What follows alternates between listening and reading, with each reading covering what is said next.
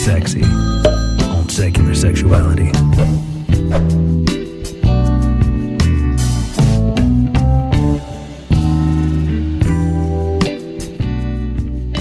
Hello, and welcome to Secular Sexuality. Thank you so much for joining us tonight.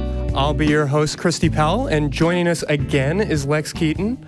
Now, Lex, we tried to nail this down before the show. I guess I'm still a little... Can we go with, like, grassroots activist or, like, community organizer? What's the best term to stick with here? Yeah, I think all of that would be appropriate. I would say maybe a Austin queer community organizer, but also just participant and activist. Okay. Yeah, I'll take it. All right. Well, yeah, thank you so much for joining us tonight. We're going to be talking about all things pride, all things queer, and how that all kind of dovetails into the atheist community. You know, what our role as atheists are. We spoke a little bit last week at the end of the show just about why this show even exists, about what we're here to do, and knowing that, yes, this is an atheist show brought to you by the Atheist Community of Austin, and we're not necessarily here because of LGBTQ issues. We're not necessarily here because of gay rights or things under that particular umbrella, but we have to acknowledge that one of the most devastating things that religion often does is damage and control our sexuality, particularly when we're talking about queer folks. Yeah, and I mean, it's June, it's Pride. Yeah. So, I mean, I think if we're going to talk about it, this month is the good... This is exactly when and how to do that. Mm-hmm. Yeah, absolutely. I would definitely say June. And actually, what day is it? It's not quite, but we're a couple days away from the Stonewall anniversary. Yeah, absolutely. And as we're reflecting on everything that happened at Pulse a few years past. And 3 years. Yeah, this is definitely a...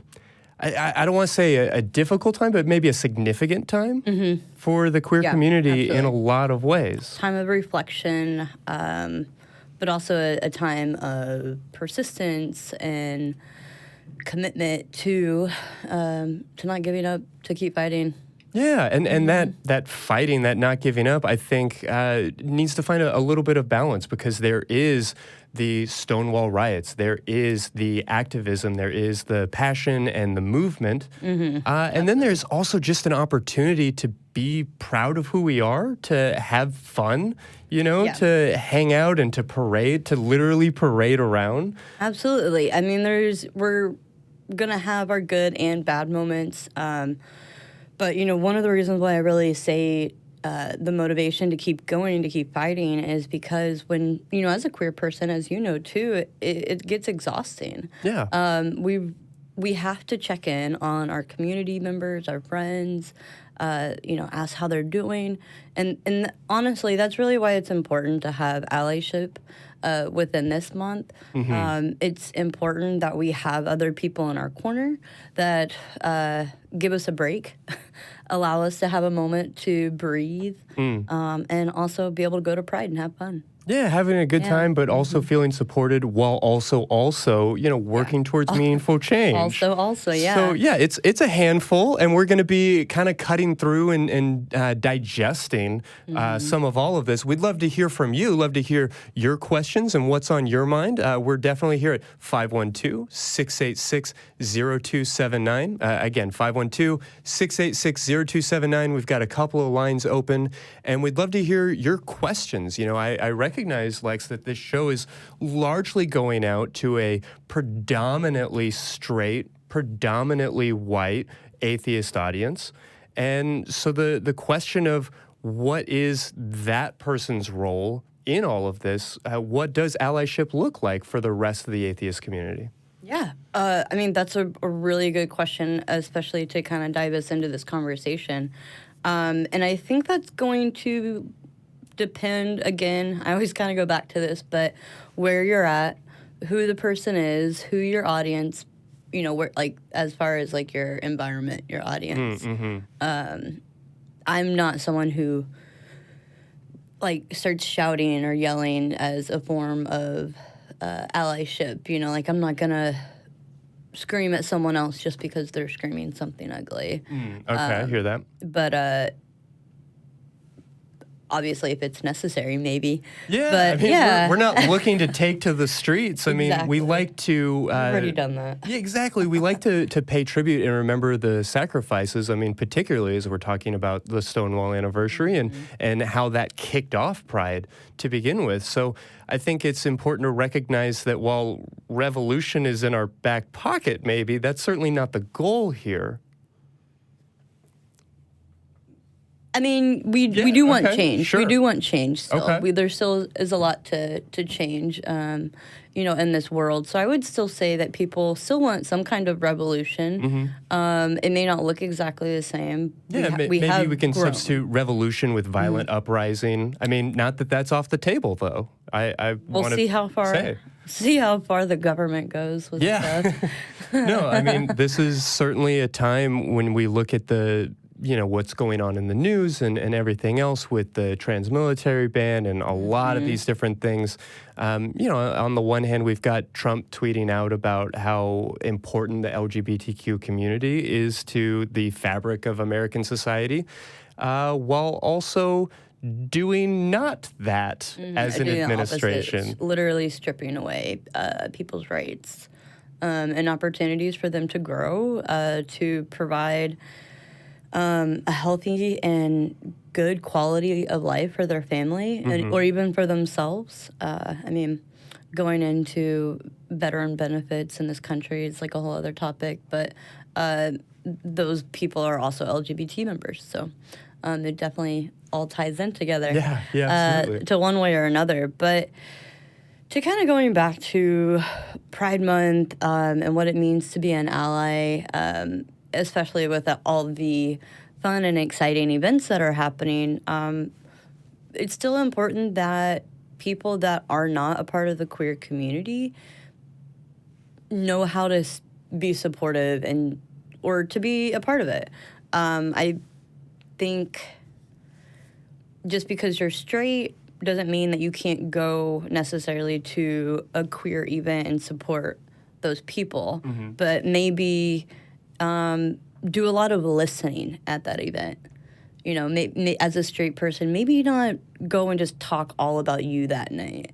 Try to listen to the LGBTQAI people in the community that are there talking to you, that are going to be willing to have those conversations, because that's where a lot of people are going to learn about, well, one, that individual, but two, the more people you meet within a community, you're going to be able to embrace their culture and be able to have a better understanding of them. Yeah, so I guess what we're talking about here, what we're kind of contrasting is, for instance, I like to reference the bachelorette party that like storms into a gay bar and kind of like takes over the place. Great example. Yeah, so not that, but you're not necessarily saying that straight folks shouldn't be going to, pride parades, going to queer events. Yeah, you're welcome. Your allies are welcome. But yeah, maybe just do a lot of listening. Okay. Well, as we talk about, the current administration and all of these frustrations, it sounds like one of the most important and basic forms of allyship is voting. Just being a active and informed electorate. Absolutely. I myself, my partner and I are actually going on Tuesday to become registrars, so that way we will be trained and be able to register people to vote, because I think, we have to start somewhere. I mean, even as a white person, it is my responsibility to be an ally to the Black community or any other community of color. So it's like we have to be there and support each other, especially during these times. But especially when it comes to voting, I think we need to pay attention to what we're actually voting for, not just the best looking, the most relatable, or the youngest or the oldest or any of, let's really look at it. Let's really make a good decision that's going to benefit everyone. Yeah. But also in a way that we can be allies to the communities that we're not necessarily a part of. Yeah. Well, I'll tell you what, this is not a yes or no question. I feel like wisdom and discernment and effort are vital in this. But as we're talking about allyship and talking about politics, what do we do with a politician who maybe flip-flops, who changes their perspective on a queer issue?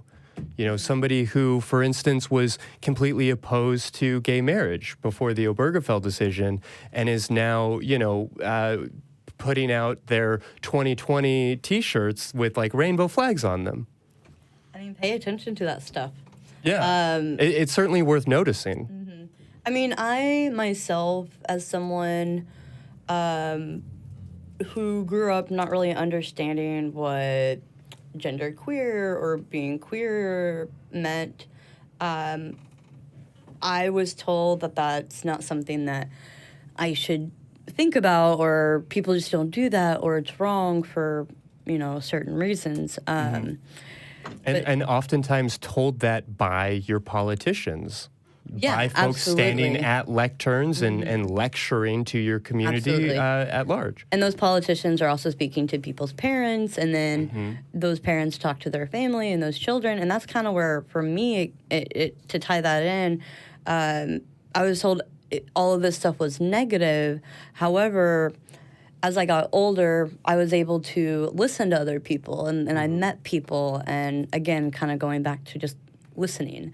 You're in that foreign space. Because I myself, about 10 years ago, I called myself an ally. I was an ally first, and then, was like, wait, it's more than just that. But I say all this because... So the gay agenda really is at work. Once people become allies, they become suckered in. Yeah. Dangerous crowd. But recruited. Yeah. Yeah. Joining us, of course, is James Boone, our esteemed president and colleague. Hey. Yeah. Hi. Sorry, I'm a little late. I heard you needed someone with sex appeal. I tried desperately to find someone, so you're stuck with me. Yeah. Hey. Yeah. Excellent Awesome. work. Bringing the hotness. Yep. That's what I prepared. So now here we are. Yeah, absolutely. Well, the question on the table is this idea of when a politician or a public figure makes an about face. As we're talking about allyship, somebody who's not part of the queer community specifically sort of changes their tune. How much room for forgiveness is there? How much room is there? Because clearly, politicians aren't going to change their mind if we don't reward them for it, And we can talk about whether they're, quote, good people, but I myself am not interested in voting for good people so much as I am voting for people who are going to push forward an agenda that I approve of. But I also don't want to be tricked by somebody who's just flip-flopping to get a vote. Yeah. So how do we manage all of this? Well, so in my mind, when it comes to politicians, what matters is how they're going to vote, or, if they're a governor, what action they're going to take. So I would almost rather have someone that doesn't care but is going to advocate for human rights, because that's a better position than someone that really cares but is too nervous to do something about it. So it's tricky because, like you said, I don't want to vote for just a good person. Like, I try not to vote for people. I try to vote for policies and platforms. Sure. Right. And then one of the things to remember is, particularly in a country where there's a strong two-party system, party pressure to toe the party line. Right. There were a lot of Republicans after Obergefell that came out, right, if they can borrow the phrase, as either in favor of or supportive of or okay with, I forget what language people used, with same-sex marriage. And a lot of people got upset, like, oh, they're just, jumping on the bandwagon, or they're just changing their mind. I'm sure that there are some, but there's also people that were there that were sort of like, you know what, I don't really care about other people's marriage. Which, sure, you can say, listen, you were in a public office and you weren't willing to speak up about this issue that's literally, human rights. Very much life and death. Yeah, I don't have a ring on it, but I might someday, and that wouldn't have been possible without people speaking out and advocating for it. But for a person to say, you know what, that you're now willing to say that publicly this is your position, you're saying it publicly, which means voters and people that disagree with that view, that want someone that wants to... I've been following a few... There are a few preachers that are preaching very hateful rhetoric, so my mind is flooded with their Flooded with all language that right language. now. Yeah, I hear That that. would like to make same-sex marriage illegal again, Uh-huh. is the actual correct way of describing that. They would like to vote those people in, and so having people identify what their position in is good. But I agree with you. Not only will politicians not change their mind if we don't, create a space for them to and reward them for doing that, people won't. Yeah. So the homophobe, as long as they're actually ex, I'm happy to say good job for changing your mind. Yeah, which I totally value.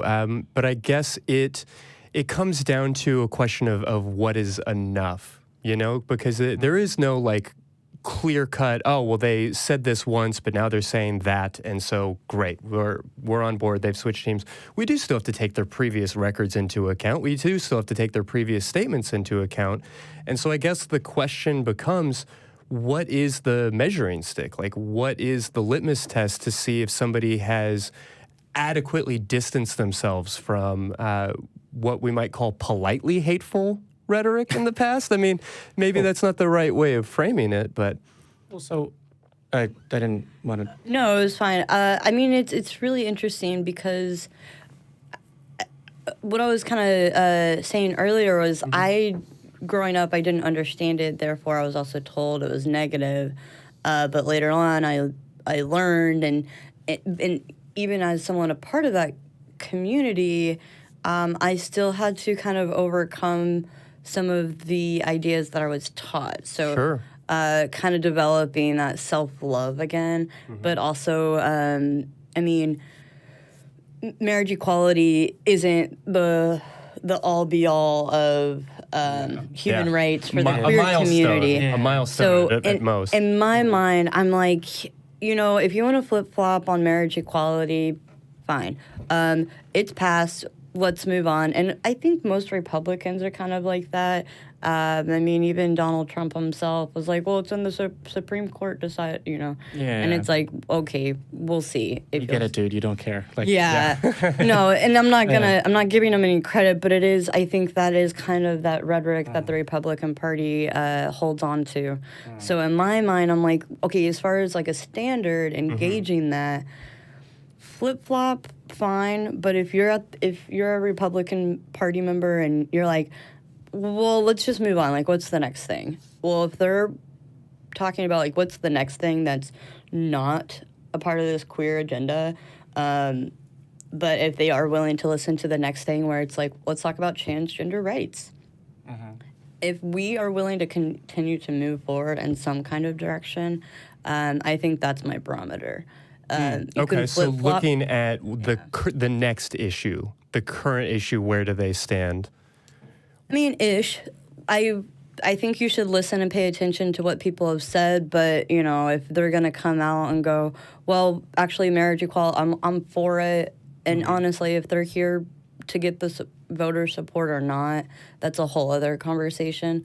But if that person is in power already or has some kind of public influence, yeah, I do want to talk about, like, what's happening now, what's going to be in the future, because, yeah, marriage equality has passed, and there are still issues within that, but I think moving a little bit further, like, what's next? Okay, Keep so going. to see if I'm hearing you right, I don't want to put words in your mouth, but you talk about yourself having to kind of unlearn some things. And Yeah. I mean, frankly, I know that I recognize that I have quite a bit of internalized homophobia. Even while I'm sucking on a dick, I feel homophobic thoughts and feelings on occasion. And that's terribly unfortunate, but I'm definitely somebody who believes people can change. As a conservative, born-again Christian, I'm now hosting this goddamn show with you heathens. So, I recognize that there is opportunity to change, but then once somebody has made that change, it's a question of, okay, did they just change up to a certain point, or are they now sort of at the vanguard? Are they pushing forward, or are they still just sort of like been drug forward 2 steps from where they were to begin with? That's a little bit about what we're looking for. I mean, I think, yeah, good summary. Yeah, I think so as well. Are you meaning specifically like elected officials, or like does that like public advocates or as well, or like a person you know? I mean, I think to a certain extent it has to apply universally. I mean, certainly the people I vote for and the people I invite to my house party Different aren't people? going to line up quite exactly on their values, on their beliefs, on their, there are plenty of great politicians that I would have no interest in having a beer with. I don't know that the beer test is really the most effective form of political discourse.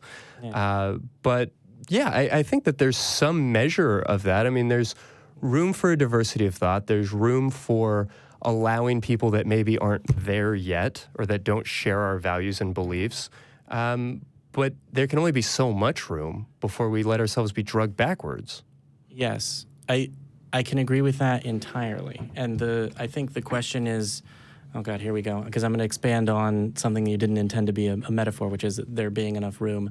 I think there's multiple rooms, because when you said there's a bunch of politicians that I would vote for that I wouldn't invite to a house party, there are politicians that I wouldn't vote for that if I could invite over to my house for a beer, I would. Yeah. Because I think I might be able to. I mean, I'm not the great Not persuader. that you can change people's minds, but that exposure. Yeah, it's like, hey, hi, queer, how are you? Normal human, not trying to destroy the world. That person may not accept my invitation, but that that kind of thing. And so there's a question of, okay, in what context is it okay to talk to or engage or find or allow room for a person who isn't there yet? Because then you have a public perception of whether or not they can get there, whether or not they can be saved. I'm trying not to use the same language, or whether they're, lost for all practical purposes. Doing a great job. Yeah, isn't it amazing how we It start kind to of is. look like the people that we argue with?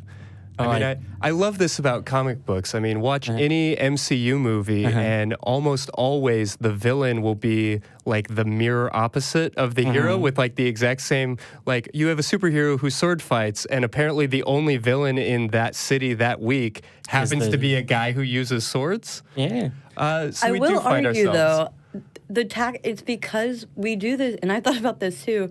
We start to sound similar because the tactics that we use are the same. Yeah. Some of. Yeah. I shouldn't say you're all, good. but I'm I got your back. Right? Like some of. And yeah. I mean, I'll never forget, growing up, within the Methodist Church, and not a part of it now, but Sunday school is huge. I mean, it was just so like, and then youth group, and they go for the kids, and MYF, and Yeah. I did that Methodist life. I'm with you. and so my hometown, particularly Austin, it's more party life, but my hometown in Fayetteville, Arkansas, Walmart actually puts on the parade. But anyways, it's really family. that is something that would blow a lot of people's minds. I know. I'm like, oh gosh, please, if you want to call and talk about it, I can tell you so much about Walmart in Arkansas. But anywho, they really have coordinated their pride events like around like family oriented. I was so shocked with how many kids were there. But then that leads to my own biases of queer parents and realizing there's way more queer parents and families in that area than I even thought. So anyways. Yeah. Tactics with the approaching kids. Approaching is kind kids, of where I yeah. was- My brain was trying to form some joke about how dads make awkward jokes and are like different than the macho dad, but there isn't a joke there that I could find. So. Still searching, I see. Yeah, it's Okay. still searching, We'll, but, we'll put some traffic cones up around it. It's under construction. I mean, it is interesting that we start to look at them, but it's because we're sort of going back and forth on the same battlefield, to use a metaphor that's not super great because on battlefields people die rather than switch sides. I hear that, but we're if playing you're Red looking- Rover on the same field. We just want all of them to It's come Red over Rover. here. Okay. Yeah. So I do like Red Rover more than Battlefield. But yeah, I mean, if you're watching World War II footage, how do you tell the difference between the Russians and the Nazis without getting like a close-up look on the insignias and everything else? I mean, the uniforms, the tactics, the rifles. I mean, from 10,000 feet up. To torture this metaphor even further, yeah, we do tend to use the same tactics, and so there is a question of how we separate ourselves, but also how we, I guess, keep our atheist concept of a soul. How we keep our conscience clean. Yeah. Well, when you say how we separate ourselves, what do you mean? I mean, I think you can have the same tactics or even like similar uniforms because we really are all human beings here. But are we getting uniforms? Did I miss that part? I mean, okay.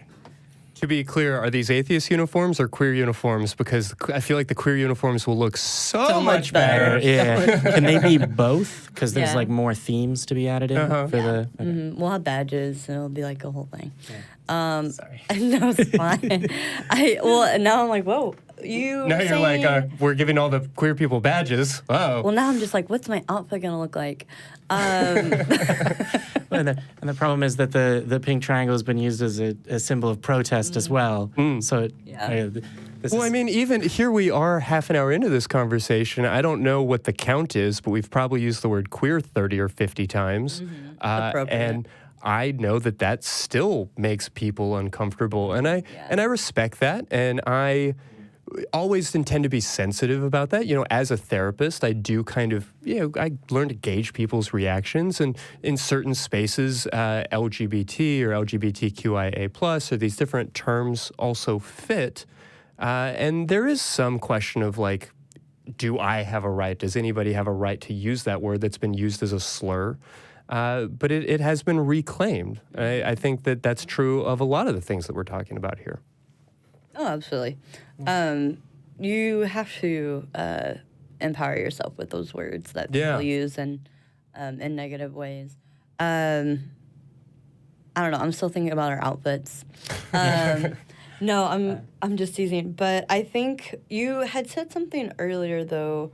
How do we separate ourselves with by tactics? I think you mean. Yeah, but also just like with having a good conscience. Is that kind of? Yeah, I mean, how do we, as people who are concerned about the queer community, as people who are concerned about religious oppression, how do we organize and make these real changes when we're watching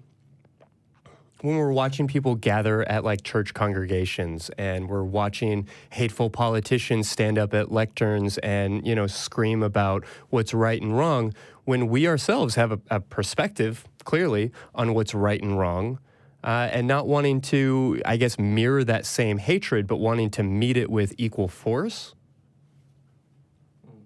So the hatred there comes not from gathering in a peaceful protest or gathering in a nonviolent group, right? Like people do that to go see the Rolling Stones play. Still, apparently, even though they're 70 something.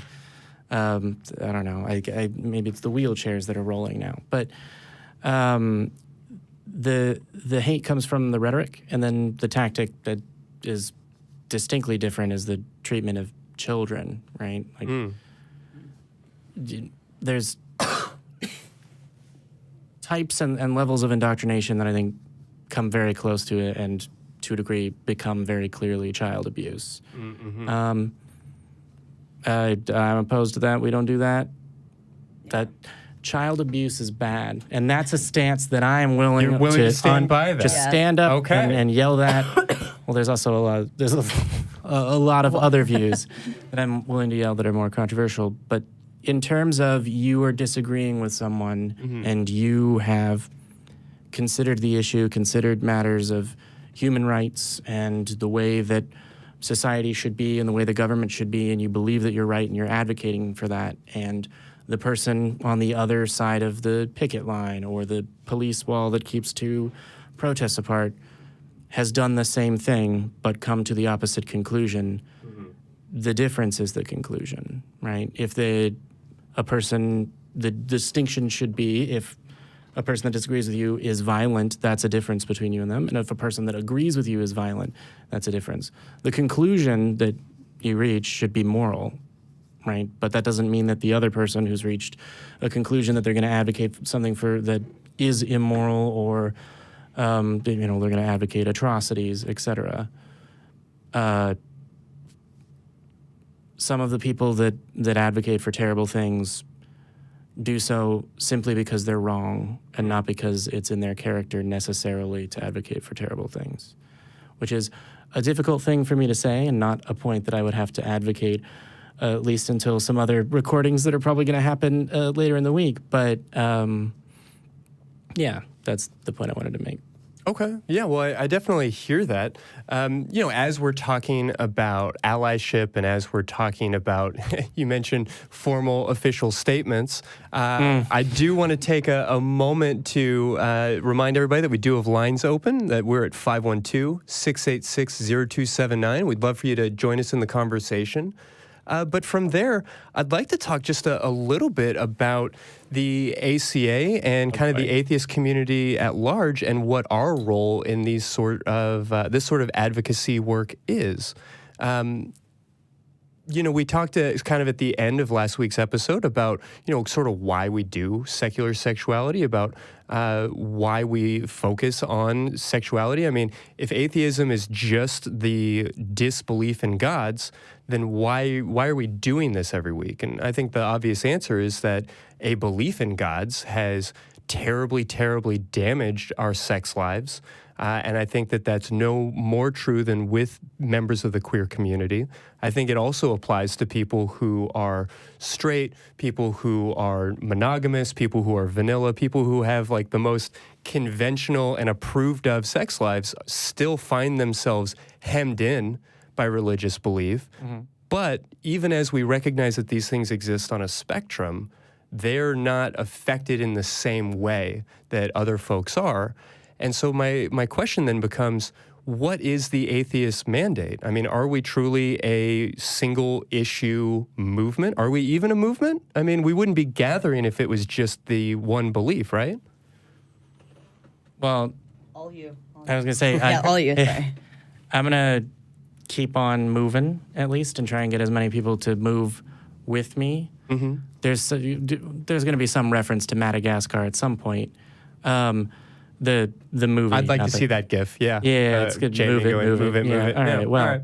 So someone will take this clip and cut in that and then cut back, and it will be glorious. And it should be us before someone else. But in terms of it being a single issue movement, this objection you hear all the time of atheism is just not belief in God, and you'll be in a discussion forum, even an ACA discussion forum, and someone will say, I think that this is a post that was put up actually earlier today. I think it's the responsibility of the atheist movement to stand up and counteract, I think it was, I can't remember whether they singled out trans rights issues in the original post or whether that got there in comments when they were frustrated that people in comments were saying basically that of atheism just means not believing in a God. Quit trying to hijack atheism with your political views. Not everyone has to agree with you.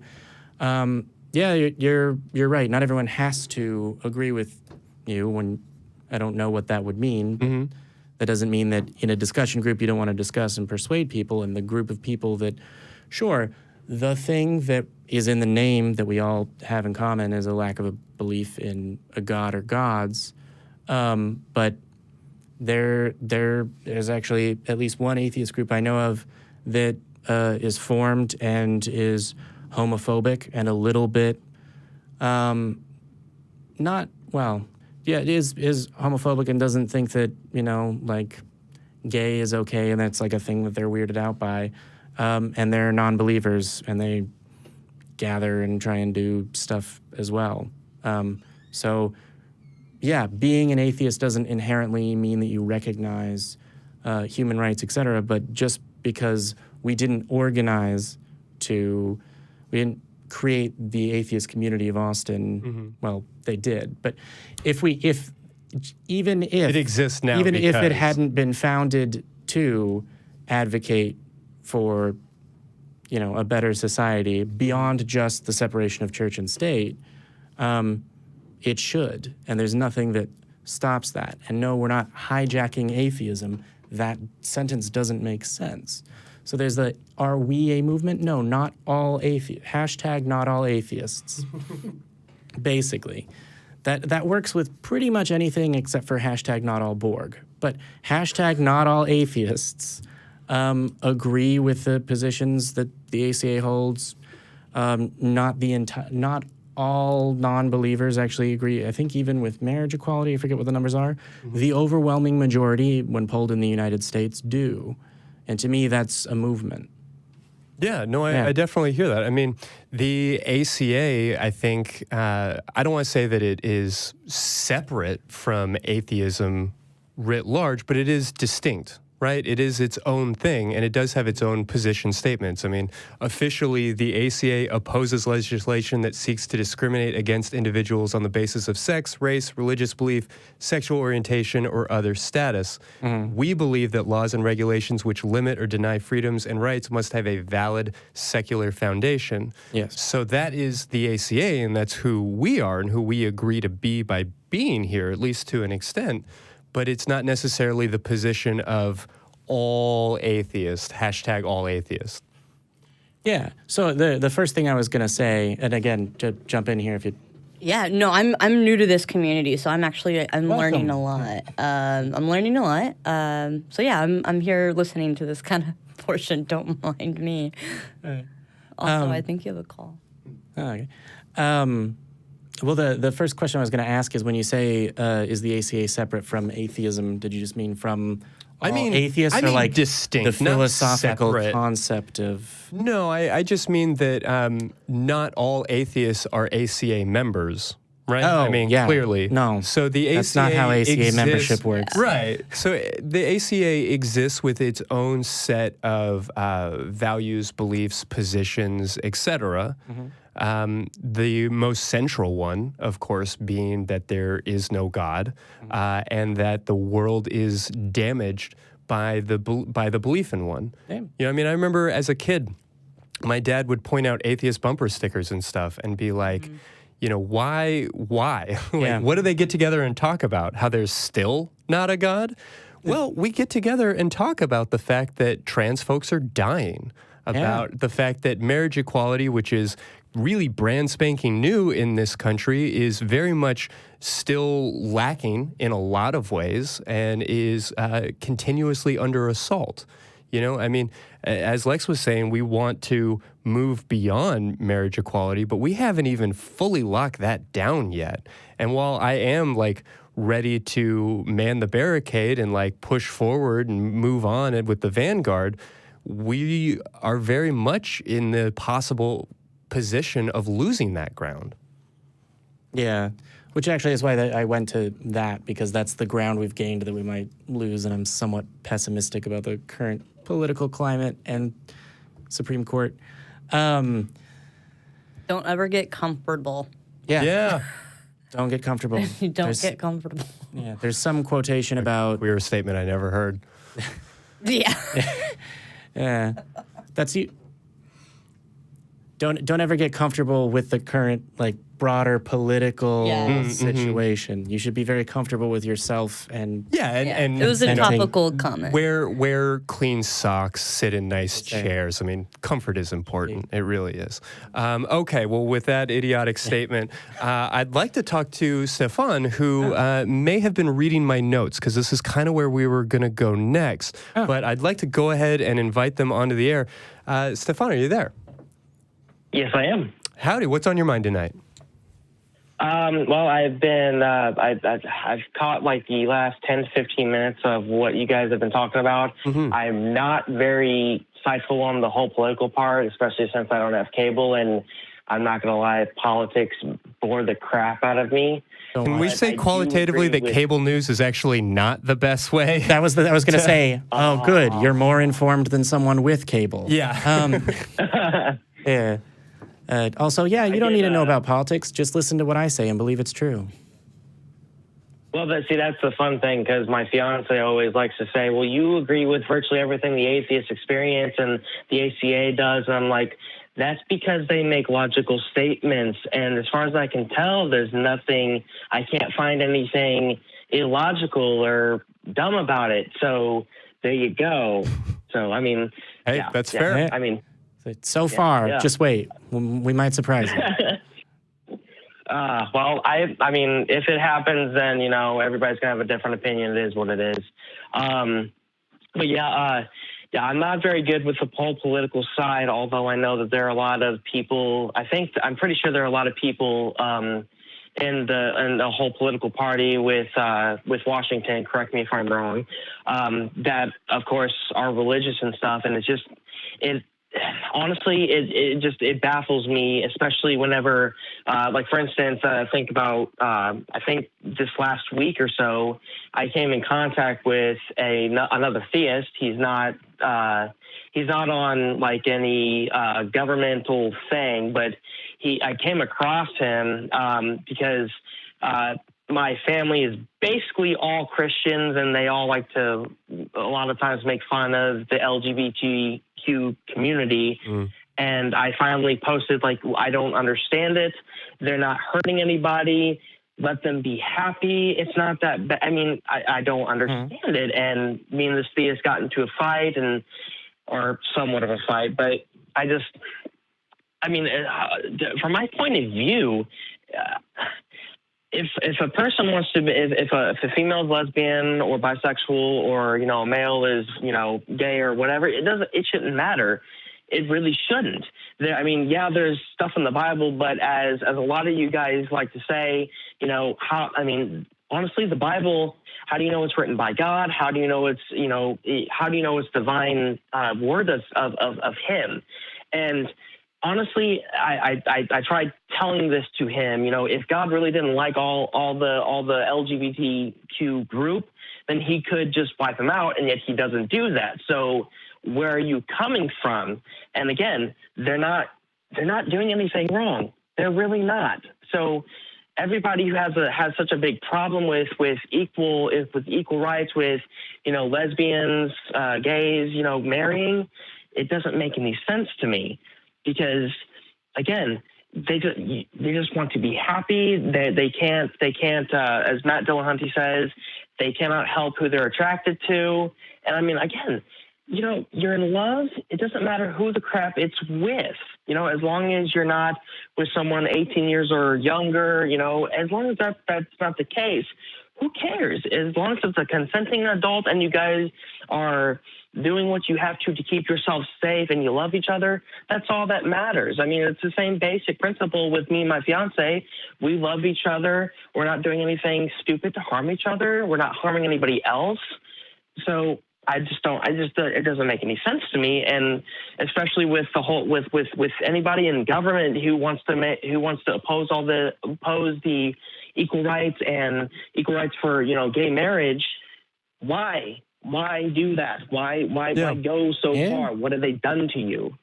Yeah, I invite y'all Nothing, to correct me if I'm wrong on this, but I feel like this is one of those places where oftentimes the atheist community doesn't understand the other side of the aisle or where Christians are coming from. And it's not to suggest that I relate to or agree with the Christian worldview, but I think the argument goes something along the lines of God didn't make these rules because He... well, just arbitrarily, God laid out all of His laws and all of His explanations, or He laid out laws and rules not necessarily with explanations, but because they would generally increase the happiness, that they would reward the people who followed them, that these rules exist to protect us from certain things. So, for instance, a prohibition against pork would be a way for God to protect his chosen people from the diseases and the other concerns there, and that a prohibition against homosexuality is to protect people from the pain and the suffering that comes from doing something contrary to your nature. Now, that is a point of view that relies on a lot of assumptions. The first of all being that God is doing anything or exists in the first place or says stuffs or, So in that sense, I feel like I get the perspective. And I think the counter to that is wisdom and information, because, again, Stefan, you said something about, it doesn't matter who people are having sex with or what they're doing with consenting adults. And I would suggest beyond that it actually does. It's not just, hey, you can love whoever you want to love, but that, in fact, our society overall is benefited not just from everybody being equal or everybody having equal opportunity or everybody loving who they want to love, but in fact, by having a lot of diversity, by having different opportunities, different types of people being different types of ways that, whether we're looking at it from a purely like genetic evolutionary perspective, or whether we're just talking about the way a society functions by having a large amount of diversity and different perspectives and viewpoints, I think that the overwhelming burden of evidence, the statistics, everything else, when we're talking about suicide rates and addiction and murder rates and I mean, poverty, all of these different things are helped significantly by, not just marriage equality specifically, but by general love and acceptance of diverse sexual perspectives. Now, that's a huge mouthful, but tell me where I'm wrong on any of this. To be honest, agree with go ahead. Sorry. Oh, yeah. Were you asking us or? I mean, just in general. Yeah. I mean, I say stupid things all the time. I try not to say them in front of a microphone and a camera, but that's known to happen too. So if this is one of those things that just doesn't make sense or there's something I'm missing, point it out to me. Okay, all right. Well, I mean, I agree. Or email it to me later, guys. I love the hate comments and yeah. You can reach him at Twitter, Land of Hate. So I agree with what you said, and when Stefan was asked, it was in the phrase of a question, but I agree with his point as well. But I don't know whether he had a response to you, or they had a response to you. I mean, to me, like I said, got a little in my voice for this one. See, I mean, I have a fiance, and she happens to be female, but I am also bisexual.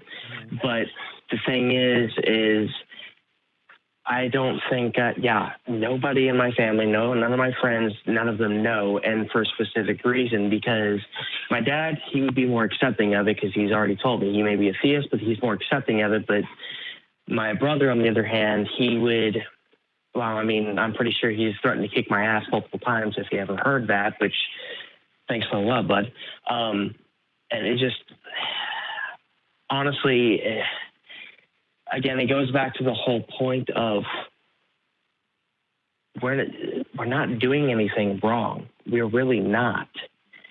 People, again, as long as you're not hurting someone else, as long as you stay true, it should not matter who the hell you love. It shouldn't matter if you love a male, a female, both. It should not matter.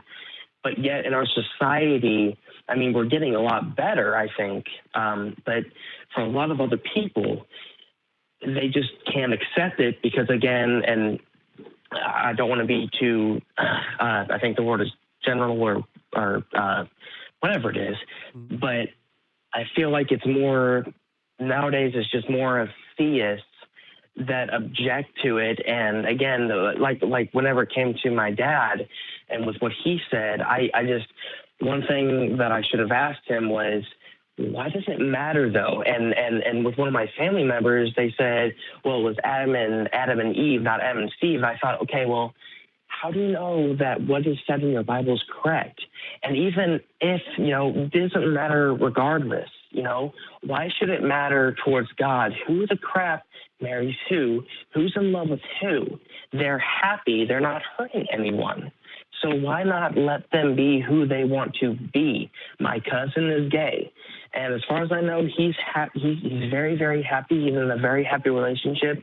He does what he can. He's a very awesome person. And yet I hear and see on Facebook tons of crap about this kind of stuff simply because of either a book or a God or just because they don't understand it. And it's like, just you gotta come at it from I suppose from our perspective, which a lot of people can't do because they're so indoctrinated into this thought of, oh, this is so wrong because you can't have kids this way, or it's male and female, blah blah blah.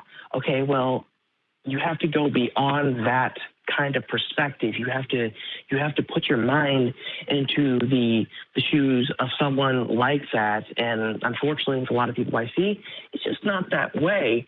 And it's upsetting. It's very upsetting. I mean, that question of ultimately, what does it matter? Why does it matter to God? And I definitely hear that. I think my best response to that is that there is a perspective that it will somehow magically just ruin our society, ruin our societal institutions and the culture that God created for us. And so on the one sense, I have empathy for Christians who, if you sincerely believe that the Bible is true, I do think that you would kind of have to be opposed to gay rights. And that's something that we'll talk about here more in a moment. But I would like to add to that too, because I think when you look at people, politicians, like we were kind of talking about earlier, and even though, Stefan, you were saying you don't know a lot about politics, I'm just going to try to tie this in. Politics, or politicians that are in office, they're not influenced just on whatever book they're reading or religion that they're a part of. They're influenced by the lobbyists, by the people who voted for them, the people that they represent, those communities. They should be influenced on a vast majority of different groups. I think as individuals and as people and humans, we're often influenced by a lot of different things, especially with social media, where we don't even realize we're being influenced in that moment. So I have always kind of, and again, I'm new to the community, so correct me if I'm out of line for this show, but I always have kind of seen the Bible as a vessel for people to use and start a conversation to, not to influence them in some way. The Bible's a vessel. There are people that read the Bible every day that don't walk out of their homes and they're not hateful. Granted, even though they may not realize like some of the things they do is like hateful on a systematic level, damaging, and but as an individual, they still might have friends that are LGBT, but then you have some people who read the same verses, but because of another influence or because of maybe it was someone at their church who was influenced by something else, it's all connected in some way. The world is really connected in ways that I think we often forget. So I kind of just say that to say that people are influenced by a lot of different things. And I think people pull because of the Bible and a lot of books are meant to be interpreted and not necessarily literal. So when you interpret something that's negative or hurtful or hateful towards someone else, I personally would think that person needs to dig a little deeper to figure out why does love thy neighbor as thyself means I'm going to write something racist or homophobic on your barn. Right. my 2 cents. So Stefan, it's clearly not a simple question of why Christians oppose queer rights in general. I think we've poked around the edges of it. Do you have any more to add, Jamie? Well, so it depends on how much you want to open the secondary can of worms, because there's not all Christians have the same reasoning. Yeah. So, Right. Well, and that's definitely something more I would like to discuss. And okay. yeah, so we're gonna continue to I guess work around the edges of it and try to come to some solution. But I guess I would say, from my perspective, if you follow the literal, specific, actual words of the Bible, it tells you to hate queer people. Frankly. It tells you to kill them. It tells you to kill them. Right. So I think that's the short answer to your question, and we may dive into it a little bit more from that. Any final thoughts, Stefan? Well, I definitely disagree with what the Bible has to say, and honestly, Official ACA position approved? the The Bible is not, sacred, holy scripture. I think we can say clearly. Yeah. Hell no. It's a bunch of.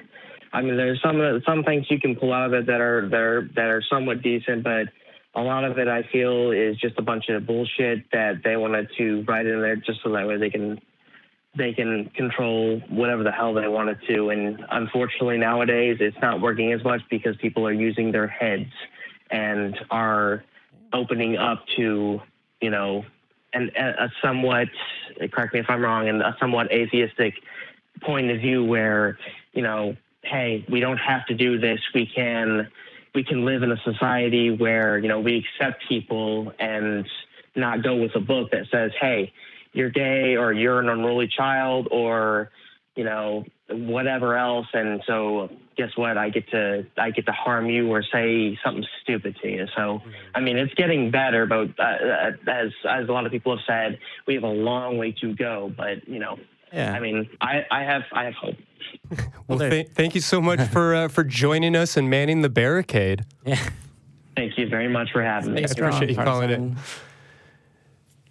So the other part of that is that there's fundamentalist beliefs, right? I'm not sure whether you've caught any of the activity of the new Independent Fundamentalist Baptist Church or Stephen Anderson or Tommy McMurtry or Okay, so scheduled to begin actually tomorrow as we're recording this live, the Make America Straight Again conference is being held in Orlando. Right. Yeah, I think I texted you to see. Yeah, and I definitely have read stories to this effect. I haven't. I didn't memorize the names. It's my we got initial into reaction was cool. Right after the anniversary of Pulse during Pride Month. Thanks so much. Deliberately. No, I am because aware. It's to mark that as a positive event in their view. It gets worse. Sorry. In part, I've been sort of measuring it because there's Tommy McMurtry responded and gave a phone interview to the ACA that I've now heard the entirety of. So that so there's very specific, like, oh no, wait, I can explain the fundamentalist view. Yeah. Even more so, even more clearly. I think that there's to touch on something that you said, which is. Why do people hold the position they have, and why do some people read the Bible and, then walk outside past their rainbow flag and go to work? And why do some people read the Bible and then go out to attend the Make America Straight Again conference or whatever it is? I don't know whether it's conference or convention, but that's not really the word in there that I care really about. Matter. Yeah. At least it's not a fest, right? We can all agree on that. I don't know that fundamentalist Christians are very good at being festive. Yeah. People are influenced in the conclusions that they reach and the positions they hold and how fervently and emotionally and how zealously they hold them based on things that influence their thinking. So ideas that they believe are true and the feelings that they have towards them. So there are non-believers that are, grossed out, in quotes, by, two dudes kissing, which, it's kind of tough for them because that's going to happen. And there are folks that believe that the Bible is the holy word of God and that that's a sin, but that it doesn't necessarily turn their stomach at all. So you can get both. What happens that's incredibly problematic is when a person is raised in such a way where that's what they're conditioned, right? Because while there's this idea that I've certainly heard a lot about very recently that, same-sex attraction is unnatural, and anyone that thinks it's not must have some part of their natural existence missing. It's not accurate, right? People aren't taught to hate, or people are not born hating specific groups or sets of people. That's a thing that they learn and come to feel some degree of passionately about. And I think it's relevant to say that even though they're not born to hate specific groups of people, they are born with the capacity to hate outsiders. And that there is like an evolutionary advantage to, creating in-groups and out-groups, but that There was at one point. Exactly, but that we, as having installed this cultural technology, as our primary form of evolution, don't need to lean on that. Just because something is natural doesn't say anything about it being right or wrong, because rape is wonderfully prevalent in the animal kingdom. Okay, that took me aback for a second. I know, I was like, where did this go? Little discordant. The one that I go to is, I can't remember which person promulgated it. It's like, there's nothing more natural than being mauled by a bear. Yeah. Doesn't mean it's good. Doesn't mean it's great. Yeah. Diseases are pretty darn natural. The viruses and bacteria was here, before we were. Even after us. Yeah. Well, who knows? We might end up ending all life on Earth. That's true. Nothing survives species after the humans. We win. That was a weird sidetrack. That was my fault. No, you're fine. There can be only one species, and it will be tardigrades in the end. But it's the combination. I guess I'm jumping back to where I went of. So you're talking about the cultural technology that's the means of evolution and basically power structures, because not only are there more than 7 billion humans on the planet, more than there have ever been before now, and not only did the global population double in the last less than a century, but the means of influencing humans, right? A small number of human beings or even devices or technology, the ability for something very, very small to have an incredibly large negative impact on humanity is at an extreme rate, even if you exclude nuclear weapons, right? Even if you exclude all of those things, 1/3 of the world's population is on the internet, and there's a lot of that. And mishandling of the internet can facilitate genocide, for example, in, pick a region, Southeast Asia, not making any accusations. That could be a thing that could accidentally happen, and the ACA is not taking a position on any fault there. I don't want to get sued for saying that someone committed genocide, which lends to the question, why did I even bring it up then? But that being powerful means that we have to be even more careful and more insistent on good ideas ruling, because ultimately the actions that are taken by humans are motivated by their beliefs, and even a small group of people that positions themselves well, that has a position of power, hands on the reins of even a small country, could spark something disastrous. All it takes is Pakistan to nuke India or the other way around, and then any type of Cold War you might be having goes hot immediately. So in terms of addressing extremist ideas, religious or otherwise, we should address them everywhere, in the most effective way possible as quickly as possible. Not that we're all about to die, because we're probably not going to right now, but Ideally. we could. Yeah. We could all be dead in an hour. It's fine. I mean, it's not fine, but it's okay. I mean, we're not going to be able to do anything about it. act like it's fine. Yeah, if the missiles have are to in be the fine. air, then there's nothing. Then you just act like you don't care because it doesn't matter. The point being, because I was going to try and find a more graceful way of cycling back around to the NIFB and the conference, anything but a festival in Orlando, was that the combination of tapping into or instilling like a social environment, a culture, because fundamentalist Christian communities are very, very, very insular. The NIFB pretty much meets the BITE model for a cult. It also doesn't help that to be a pastor or start a church in that you basically have to go through Steven Anderson. There's no other way.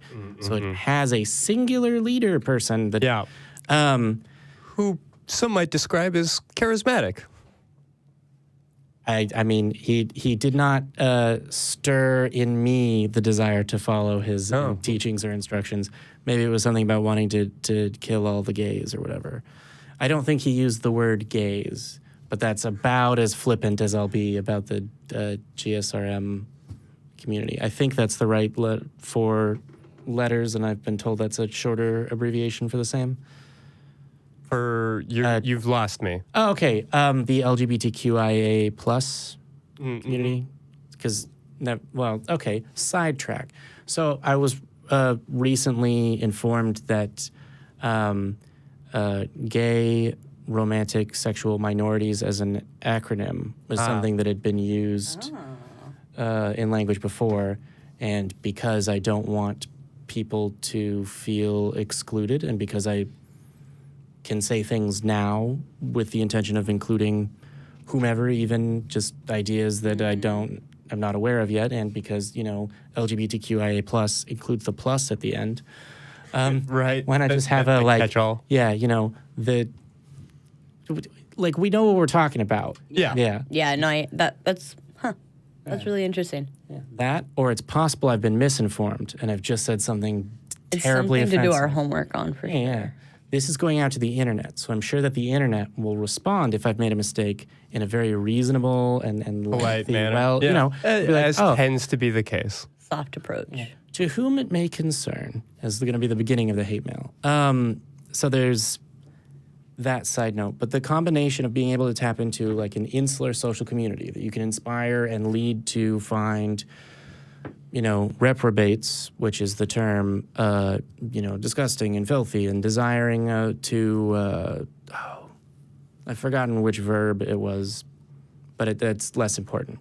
Bad from their perspective, and then to be able to combine that with, the word means that people who might otherwise, I don't like seeing something that reminds me that, gay people exist, but who otherwise might not be in favor of genocide or committing atrocities. If you have that cultural machinery, the power of the divine, you can inspire it. You can lead people to the conclusion, well, I don't want all gay people to be put to death. I don't want to see people hurt, but I understand it's for the greater good, is a sentence that you can get a person to say if you can get them to believe that the Bible is the holy, perfect, inspired word of God. Which really does... Atheist activism is important? Yeah. Which really does beg the question of why are there still queer Christians? Because if we take the Bible literally, then they should be put to death. If we don't take the Bible literally, then we start to ask the question of why take the Bible? And I don't know if that's tradition. I mean, clearly that's a big part of it. It's part of the cultural machinery. So, there's forward momentum, is what you're suggesting. But you also have people like born into this, and when you don't know, like for myself, kind of going back to what I was saying, like I was taught to think of sexuality and gender a certain way, and then when I got older, I was able. You have access to more things. But yeah, when you're born into something and you don't know anything else, it's really, really, really difficult to get out of that. Like, I am not 100% sure, like, who opened up that door for me. Like, but, you know, like, hey, there's this other way, not even, like, an introduction of, like, another way to live, but it was like, hey, these things that you feel or that you have, like, your own conflictions within yourself about, and struggling to live yourself, I think it's more just like, hey, like, you don't have to put that on your shoulder. You don't have to worry about this. Like, this is more of something that was created systematically for you to believe in something to stay within, like, that community. You know, very cult-ish. Yeah, so the idea is just that there is forward momentum on Christianity and that people who are queer aren't necessarily choosing it, although, you know, certainly there are queer Christians who became Christians later in life and that weren't necessarily born into it. But more generally speaking, we're talking about wanting to be part of a culture that's already existing, wanting to be a part of an apparatus that is already existing and struggling with how to justify the two.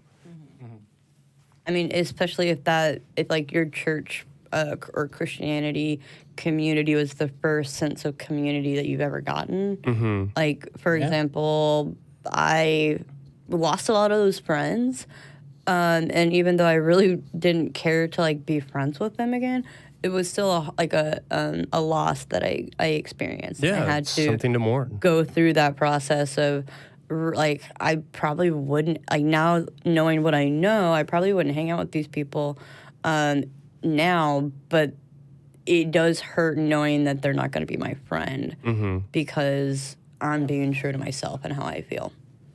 Yeah, I mean, I know that losing my faith, or giving it away rather, really affected my MySpace top 8, you know? Like, those older relationships have definitely had to shift. Your space. Very, very specific age range in the audience caught that one. Yeah. Right. No, I was gonna. I was gonna say, yeah. It's mourning the loss of those relationships as if they've died almost, because the friendship is dead. And so, I don't know. I sort of just realized in the back of my mind that it's a good metaphor for explaining why the Christians are sad, even though they think that there's a heaven for the people to live in. Yeah. That it doesn't really change anything. Like, you still can't. Yeah, I mean, I don't, like, practice any religion, but it's like when You're in the right place. Yeah, when people, I don't know, I mean, it really is fascinating, and it's something it's hard to wrap your head around. But I mean, I can't tell you how many, like, church sermons I've had to sit through after I was out and, like, actively not going to church, but it was something that we did as a family or just sit through it. And it's like, you wouldn't sit through this if this was offensive for you, but yet you're making me. And then, you know, like, not you, but, like, the people that were my parents saying, no, just sit and listen. It's like, why would I listen to someone? Like, I wouldn't let someone do that to me on the sidewalk. I'm not going to go fill up a seat in an auditorium to be berated around. You wouldn't let someone do that to you, do that to you on a sidewalk. You wouldn't go to that sidewalk to do it.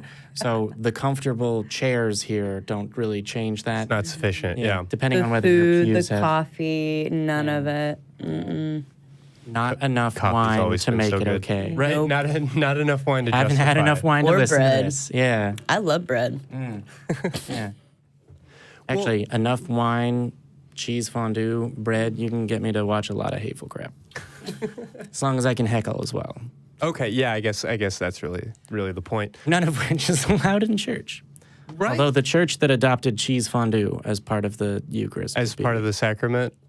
Okay, Sorry. so completely derailed. former Yeah, no, president of the Atheist Community No. of Austin converts over fondue.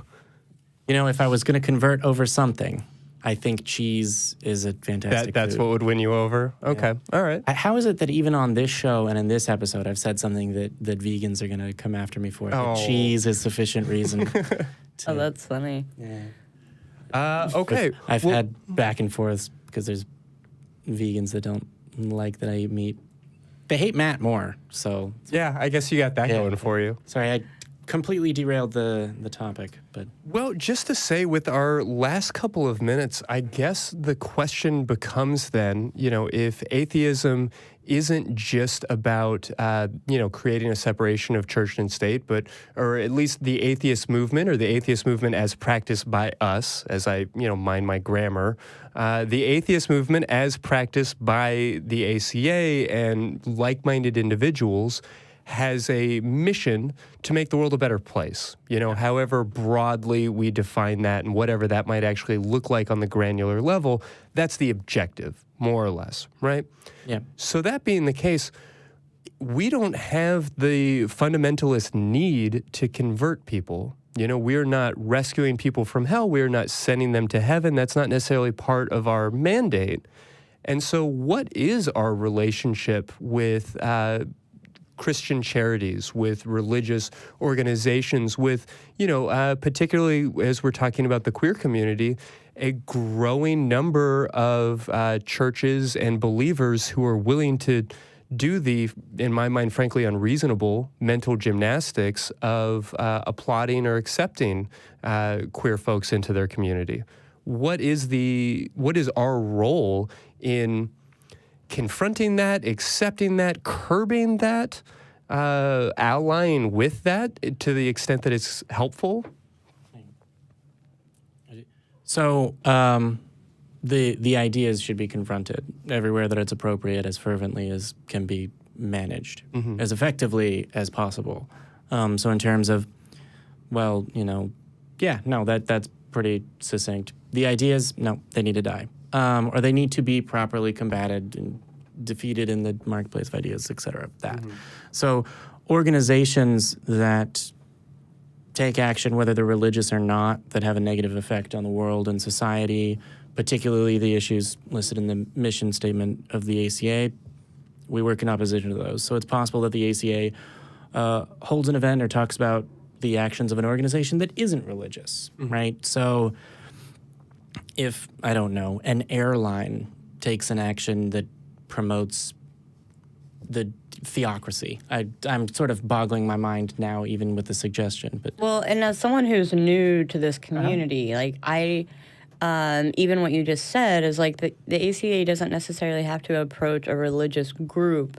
This can be just an organization or something that's being done that's unjust to people. And I think that alone, that example, especially if y'all are, walking the walk with events and doing the thing, walk the walk. But if you're doing that stuff and also saying it, to me as someone who's new and meeting people, it shows me that this is more than just religion. It really does come down to putting the good back into the community, or just showing people, hey, it doesn't necessarily have to be centered around religion, because that oftentimes results into like a negative or hateful thing. Yeah. So, I mean, certainly there's a sort of very clear opposition sort of force for atheist movements and organizations, even if they do have disagreements. But if all religion disappeared tomorrow, I think that this building should still be used to facilitate community and still should stay open 7 days a week from 9 a.m. to 11 p.m. and be open to the public at 1507 West Koenig Lane, Austin, Texas. That sounds like a good mission. Somebody should do that. Yes, somebody should. But no, so I believe the paragraph that says, oppose legislation that treats people differently for these reasons doesn't say, as long as they're motivated by religion, right? One of the things that becomes clear when you don't believe in a God or belong to a religion is that religions divide people, right? So you can see a person who's Jewish, a person who's Christian, and a person who's Muslim have basically the same views on everything. They all walk into a bar. Yeah, depends on the Christian person, specifics of the religion. Unless they're Baptist. Never mind. I I'm was gonna say- derailing you. well, I was You were gonna say, saying interesting things, and I told a hackneyed joke. Muslims as well, and then also I actually don't know enough about Hasidic Jews. I don't know whether I think they still drink. I don't think there's anything in the. Believe they do. Further research. All right, cool. Well, I'm gonna go see if I can get a beer with a Hasidic Jew after this. But that almost sounded like a joke in my head. But I was mostly focusing on the thing that I'm struggling to get back to, which is that I destroyed his train of thought. Yeah. Well, I mean, you both have been trying to make a lot of jokes. It's unfortunate. And I believe that you have succeeded in supplying the most sass, which is usually the goal that I Jamie go for. Jamie gets a joke. All right. I'm okay with that. Lands one. I'm okay All with right. that. Yeah, and then okay. But I just met him. all right. So, no, if there are ideas that can't be demonstrated reasonably and you don't have a reason to place any weight on, that divide people and cause strife and struggle, they should be opposed, right? When you become a part of the atheist movement or atheist activism, what you're really fighting for is equality, right? For humans. Right? There isn't a force that I'm aware of that's as effective or as prolific in causing parents to despise their children as religious indoctrination. Yeah. If you can show me that, then I will be unbelievably more horrified by something else. But I mean, I recently had an email exchange with a viewer of our show where it became clear, and I just let them know, if you want to continue to believe in God, if you want to continue to be what you want to be, like I'm okay with that. But just don't be another queer kid who is dying to protect a religion, because there are plenty of them out there. yeah, I would say I agree with you. Don't do that. And hey, non-queer people, you're not off the hook. Don't die to protect please religion don't die either. to protect religion. Yeah. Yeah, I would, and even if you're going to stay alive, go ahead and just stop protecting religion. Generally, in general. try not to die is Generally, don't number die. one, and then don't protect religion. Yeah. Okay. Yeah. I think I got to the end of my statement, but I forgot specifically what your question that prompted it was. It was before you became the train destroyer. The absolute destroyer. Yeah. Well, I mean, we've definitely wandered around these issues, and I think that's because these are not yes and no questions. These are not black and white items. And you can say that about anything, sure, but I think that it's reasonable to acknowledge the fact that a lot of wisdom and discernment is really necessary to understand these types of issues. Whether we're talking about, canceling a politician because of something homophobic that they said at some point in their career, or dismissing something that somebody said when we really should be holding the line and being angry about it. That's not a clear-cut type of item. We really do have to look at what was said, when did they say it, to what extent did they apologize, make amends, what are they doing now to, I guess, not justify or fix it, but to change, to really change the world and to do some repair to that harm that was done. I mean, I know I'm kind of highlighting one particular issue that we talked about, but with all of this, there is a need to really think these things through and spend some real time sort of rationalizing the right and wrong of it all. I would agree with that. It requires a lot of conversation and communication, too. Which is why, it would be easy for us all to just say atheism means there is no God, and we can all go home now. But we're here, doing this show, doing a number of other shows, doing the ACA Discord and the ACA Facebook and all the newsletter, Thinking Aloud, doing all of these programs, doing all of this as a way of getting at that mission of preventing and protecting against discrimination based on race and gender and orientation and all of these other issues. So, there's work to do. Yeah, and well, it's important to do that, and then also, activism, right? Like with events on the Capitol steps, and we'll have those again, Capitol lawn, and the next year they'll be on the steps of the Texas Capitol. Often details that don't matter, but the activism behind the scenes, lots of stuff has been done to try and organize protests and activism in opposition to the new independent fundamentalist Baptist church, and I'm happy to say that ACA is helping with that. But it's not just like, a shield of trying to stop bad shit from happening, and it's not just the, sword of trying to slay the dragon of childhood indoctrination, et cetera. Right. This metaphor is going to get away from me unless I do it. It's about having a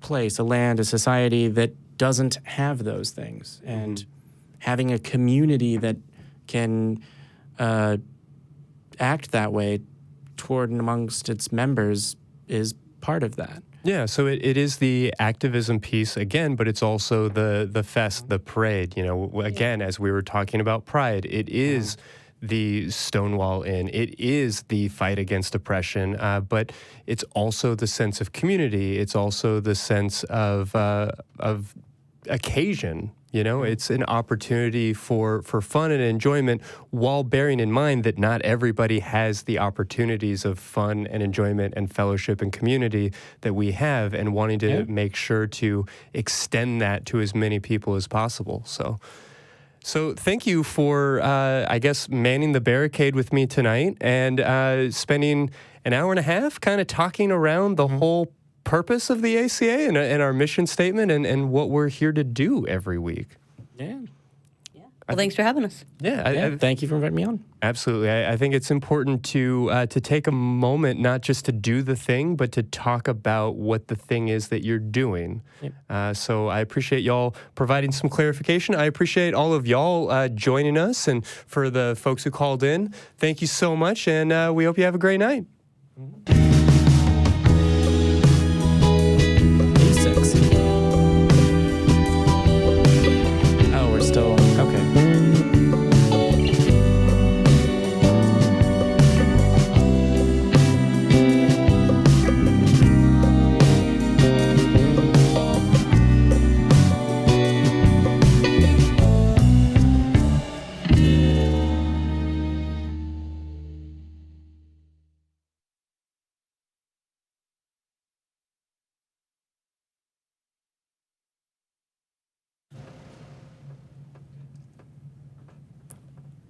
Maybe we're clear?